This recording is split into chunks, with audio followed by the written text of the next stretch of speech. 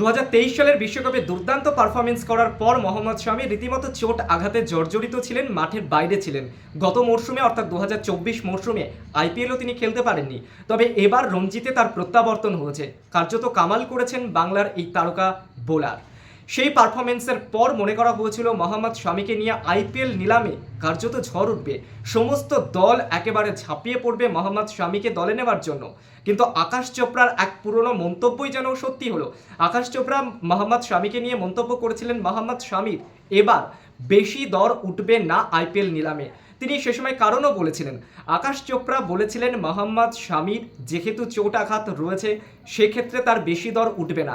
যদিও তার পাল্টা দিয়েছিলেন মোহাম্মদ শামি, কিন্তু দেখা গেল শেষ পর্যন্ত মোহাম্মদ শামির দর সেভাবে উঠল না।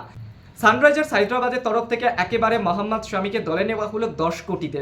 কলকাতা নাইট রাইডার্স নিতে চেয়েছিল মোহাম্মদ শামিকে, শেষ পর্যন্ত তারা পারেনি।